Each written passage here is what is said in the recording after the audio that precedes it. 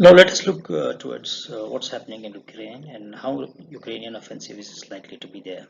This is all based on what we have gathered from the news items as what is happening on ground.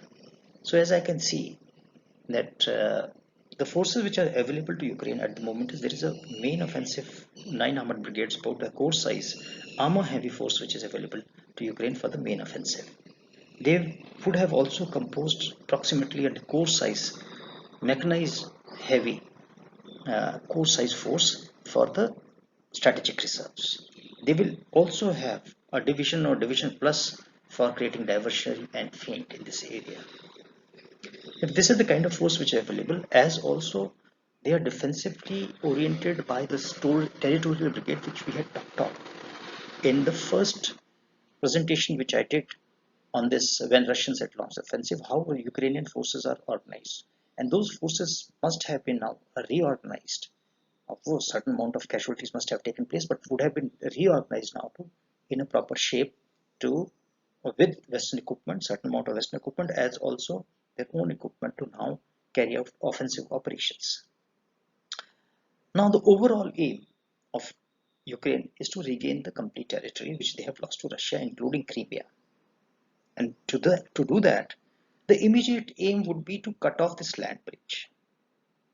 And I feel in Melitopol is the best city to capture, which will ensure not only cutting off this land bridge and isolating Crimea, as also trying to create a situation wherein they can start operating towards east.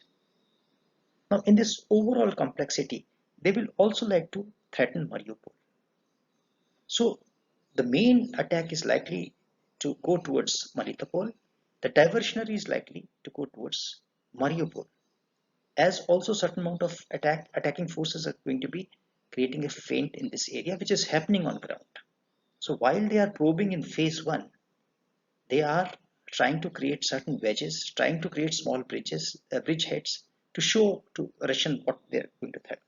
So in this area, when they have captured area, it is going towards Mariupol. So probably this is a diversionary to draw out Russian reserves. They have, in all probability, destroyed this dam, which is created. This riverbed is dry now, and they should be able to launch main force. We know Russians had kept this area weakly held because of a lot of water in this area.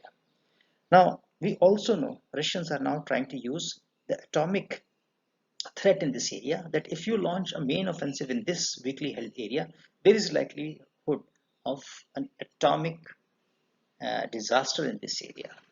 Now, this is keeping Ukrainian and rest of the world at bay to try and immediately launch an offensive, and it is getting delayed. You see, Ukrainians are time and again they are saying they want to go in for offensive, but Americans and rest of the world doesn't want them to go into offensive because they know that there is going to be a problem of nuclear leakage in this area, nuclear disaster in this area, which Russians are likely to employ in case Ukrainians launch this offensive. So as far as Ukrainians are concerned, they'll try and isolate or capture this Melitopol by psychological paralysis. We have talked about this psychological paralysis in great detail when Russians had attacked. This psychological paralysis has been effectively used by Ukrainians to regain territories in east, as we are in Kharkiv area, as also towards north in Kiev area.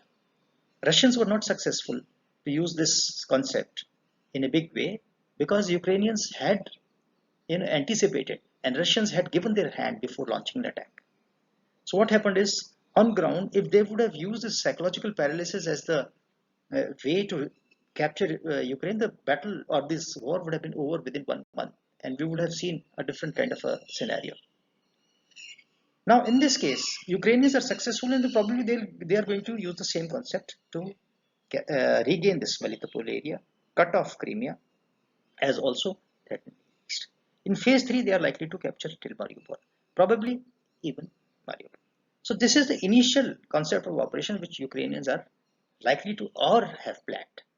How Russians are going to, you know, uh, counter it is going to be shown in the next presentation. If you have not seen my presentations on Ukrainian war, you must go through them to ensure that right from beginning, I have said what is the way a mechanized forces should be operating, how they should be able to capture it, and what way these forces, Russian humongous amount of force they had, could be you know beaten back, and which has come true. We see the stalemate taking place because most of the things which had been pointed out earlier in my presentations have come true. In the first presentation I did, because I did see that there was non concentration of force is a very important uh, facet of war. One of the primary principles of war is concentration of force, which Russians did not use in a proper manner. The moment that you try and launch from all directions, probably your force gets dissipated and you're not able to make headway, which happened on ground.